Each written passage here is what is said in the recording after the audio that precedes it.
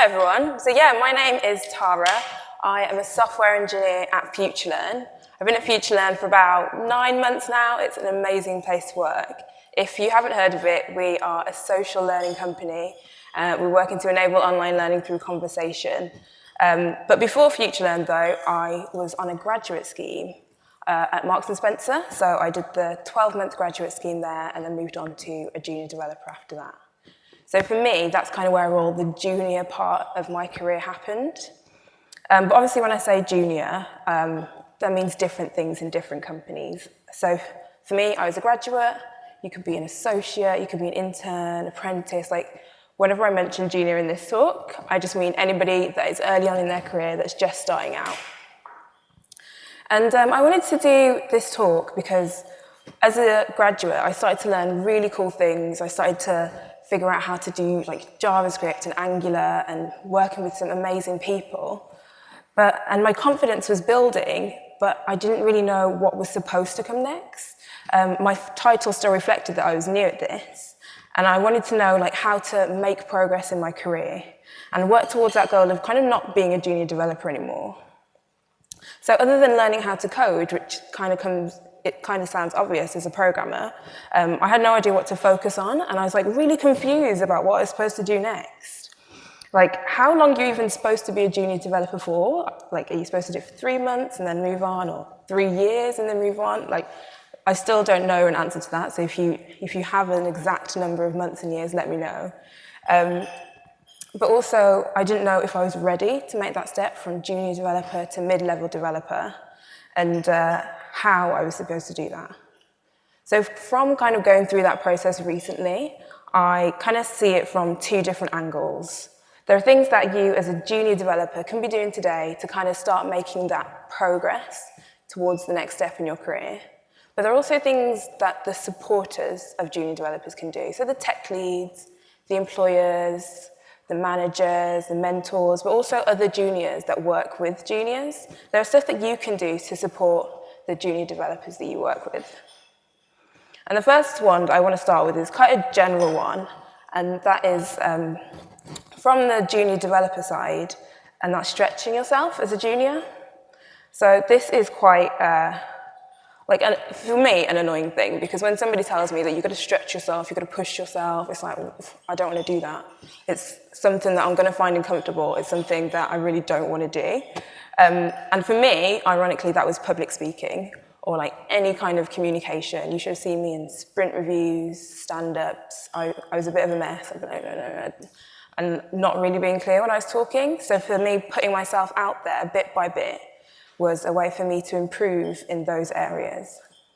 But obviously for you, this could be a technical thing, learning a new language or framework, or it could be a non-technical thing. Like for me, public speaking is not necessarily specific to programming, but something that allowed me to go out and stretch my skills further. So I definitely say don't restrict this to technical aspects. One of the grads that I used to work with, they thought that teaching was a really crucial skill. And it's definitely something that you kind of expect from senior engineers and tech leads, but it's something that you can also start doing today. I used to help out as a coach at codebar, and that was a way for me to really start developing my teaching skills, and definitely something that I'd recommend for others to do too. Especially when you've just started out, when you go as a coach, you can really see what you're learning when you start supporting somebody else, and as well, you're doing the amazing thing of helping somebody that's new in their career to get to a similar point that you're at. So cementing your learning by teaching is definitely one great way to start thinking about ways that you can stretch your own career. And also when you think about like the different ways that you can stretch yourself, I have looked into this like model, which is quite useful. Like in the center, this is your comfort zone. This is for like your day-to-day activities, things that you do automatically without even thinking about it. What you want to do is you want to come out of that area into the stretch zone, and this is where the things that challenge you come in, the things that you may have done so many times before, but you approach it in a completely different way. And this is where like the optimum point for development happens. You learn so much in this area. But what you can do is push yourself a little bit too far, and where you don't want to end up is in the panic zone. So this is where it's something that's a little bit too much, it stresses you out, and you kind of just don't learn anything in this area. And it's hard to tell, but if you imagine yourself doing the activity, for example, if you imagine yourself standing on stage in front of an audience of people, and you think, actually, I could do that, it sounds realistic, I mean, I'd be nervous, but I could do it, then that's probably safely in your stretch zone. If you get up here and you think, actually, I want to throw up, I want to fall on the floor, then that's probably a little bit too far, that's in your panic zone. But just because something is in your panic zone today, doesn't mean it can't move into your stretch zone tomorrow. So this thing is always changing. The more you do things in your stretch zone, the more that your comfort zone grows, because it'll eventually move into there. But I definitely think this is a useful model to think about when you start thinking about doing different things to develop your own skills. So the next thing I want to say is start thinking about ways that you can make wider changes where you work. So this is where you come across something that you think could be improved. So whether it's a technical thing or a non-technical thing, one of the things on my graduate scheme was that when I started, you were put in a role and you were in that role for the whole 12 months, unless you really didn't like it. And we thought, actually, it would be a lot better if we did rotations. As junior developers, we weren't completely sure what different area we might want to stay in. So we thought it'd be better if you could rotate around mobile development, front-end development, back-end development, for example. So I talked about this with the other grads that I worked with. I talked about it with some of the engineering managers and other people that are involved in the grad scheme. And we made that change happen. So unfortunately, it didn't happen for our cohort because we were just about to finish the scheme at the time. But it changed for the graduates that came in the year after that. And it's these kind of little extracurricular activities that look really good when you're looking for that career bump. And they give you great examples to talk about when you're looking for that next step in your career. So if you see a chance to improve something where you work, you should definitely fix it. In fact, fix all the things if you can. But when you start making these kind of changes, you start making life better for everyone that you work with, not just you. And that looks really good too. So, this isn't an easy thing to do. When I first started my graduate scheme, in the first 3 to 6 months, I didn't really have a clue what was going on. I was just trying to pick things up, trying to understand the business, and just get used to the day-to-day activities of being in a big company. But when you start to get used to that, you start to see things that could be done better and could be improved, and you can be the person to make those changes and make life better for everyone that you work with. And when you start thinking of all these different ways that you can stretch yourself, trying new things and making changes in the organisation that you work in, I'd definitely say keep a record of all the things that you're doing and start to gather evidence. Because it's so easy to forget all the different ways that you've been developing yourself as a junior. So just write them down. And when you've got this kind of record, it's great for promotion, interviews, or any kind of chats that you have with your line manager. When they say things like, oh, tell me about a time when you've done this, you've got an actual document that you can refer to. And it's also just great for confidence. Seeing your achievements stack up as you keep adding to it every now and again, you should also celebrate the achievements that you're having. Has anybody heard of Lara Hogan? If you haven't, she is amazing. She is an engineering leadership coach and consultant. She used to be a vice president of engineering at Kickstarter, an engineering director at Etsy, and she's an international speaker and author and talks a lot about public speaking. And she has this page on her website, it's called Donuts.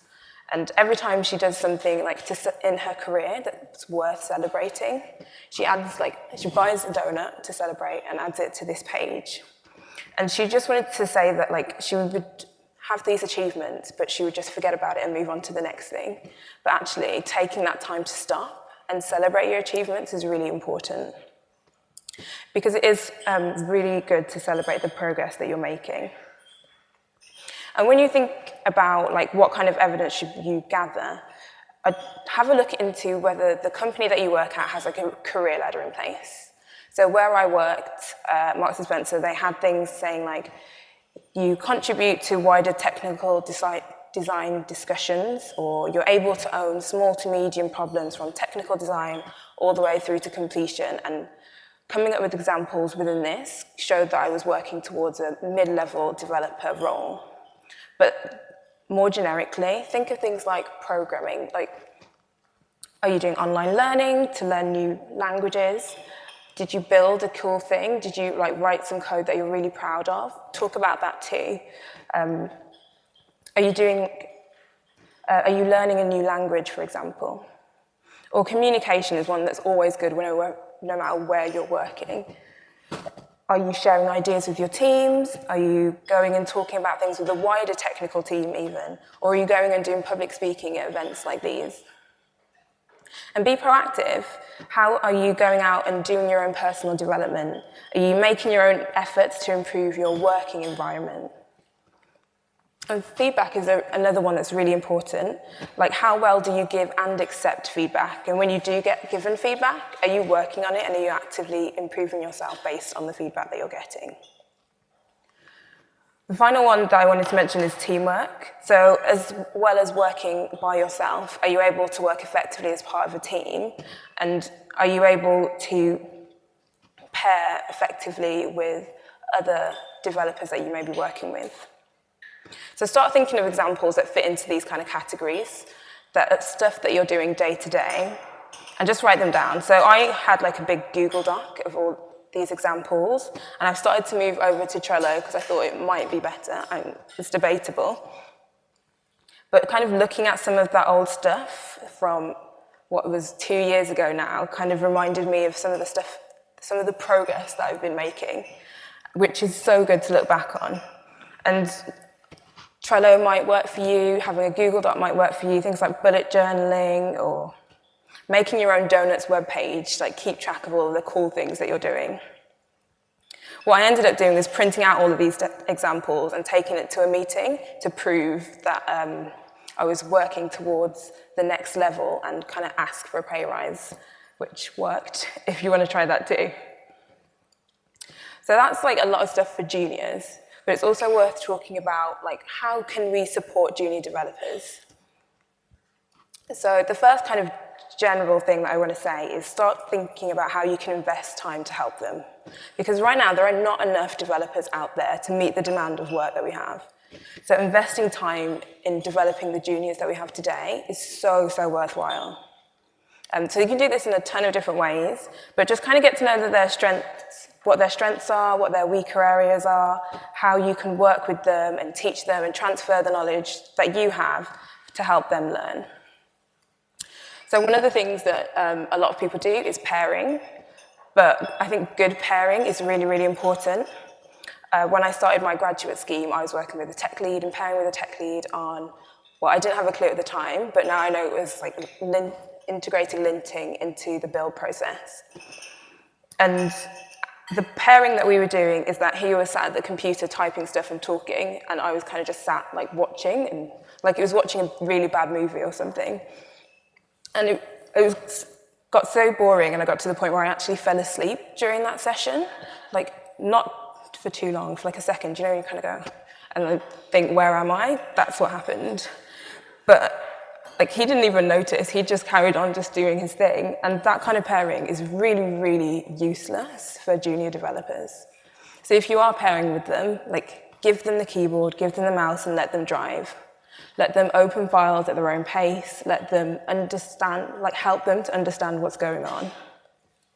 But also kind of ask specific open questions. So a lot of the things that I get was, does that make sense? And you say yeah, because it does at the time, but you kind of forget later on. So instead be more specific, if I was to move that declaration of code down here, do you know what would happen? If I was to run these tests, do you think it will pass and why? And it's that kind of questioning that gives you a much better understanding of where the junior that you're working with is at. And if they need support, then you know where you can help them. And it's not just good for developing them, it's also a great way to develop your own leadership skills and your own teaching skills. So you're kind of both improving at the same time. And after you've started to understand like where they're at, you can start to create opportunities to help them develop. One of the things I used to do as a graduate was something called living objectives. It looked a little bit like this. And every one-to-one, I'd talk to my line manager about where I wanted to develop. So the ones around the outside are the things that I personally wanted to focus on. So I was really interested in improving my communication skills. I wanted to do more public speaking. As somebody that was focused on front-end development, I really wanted to learn JavaScript and ES6. We used Angular at the time, so I wanted to develop that. And the orange shape is what my confidence goal was. So I wanted to be really, really good at JavaScript, really, really good at CSS. I wasn't that first on back-end engineering, but I knew it would be important. And then the smaller shape in the middle, that was my initial confidence level when I first made this. And every 2 weeks, I'd review this with my line manager. We'd look at what I could focus for the next 2 weeks. So I might go away and do a course on ES6 and come back and my confidence level would increase. I might go away and pair with someone on how we could improve the site using accessibility, improve accessibility across the website. And I'd get a better understanding of that, and my confidence level in that area would increase too. And it's good to just help focus on specific areas and just constantly review every couple of weeks. And at some point, you start to see that shape grow and start to see your confidence levels grow too. And when you're working with a junior developer, you really want to give them regular feedback. Feedback is probably the most important thing and something that I wanted the most. So this can be anything from a quick, oh, I really like the approach you took in that pull request. It's like a full-blown written report on all the amazing things that you're doing and all the things that you could be improving. Another one of the grads that I worked with, they were just like, I don't think I'm going to be a mid-level because I need the confirmation from people around me, and that confirmation is the bit that's really important. It's kind of hard as a junior developer to see how well you're doing when everybody kind of seems to know more than you and they're always teaching you things. So give junior developers specific and actionable feedback. And this, I think, is probably one of the hardest things to do and something I'm still learning how to do. But reference a specific moment in time. Think about what they should do with your feedback afterwards. Should they keep doing something or should they improve what they're doing? I like to think about it in terms of something that I found out about in retro, and it was this kind of star diagram. At the end of our sprint, we'd have retro and we'd think, okay, what should we do more of? What should we do less of? What should we start doing? What should we stop doing? And what kind of things should we keep doing? And I find that this is also useful in terms of giving feedback to people. What kind of things should they do more of? What kind of things should maybe they do less of? And kind of thinking about specific things that they've done. So that's kind of the advice that I have for supporters. So just to review, for juniors, I'd say go out and stretch yourself. Think about ways that you can make your change in the wider business that you work in, and start to gather evidence of all the amazing things that I'm sure you're doing. And to supporters, invest time in the junior developer that you're working with. Create opportunities for them to develop in the areas that they're weaker in, and just keep giving them regular feedback so they know where they're at. Obviously, you're not going to wake up one day and realize that you're not a junior developer anymore. It's not what happened to me, and it's unlikely someone's just going to tell you. For me, I just had a lot of examples towards a mid-level developer, and I managed to get a role because of that. And also, we're always going to be a junior at something. There's always going to be something that we need to learn, especially in the tech industry. So knowing that you're always going to be a junior developer at something, but kind of developing your expertise in a specific area is kind of the way to go. But absolutely don't worry right now. I'm sure you're all doing great. Thank you so much for listening.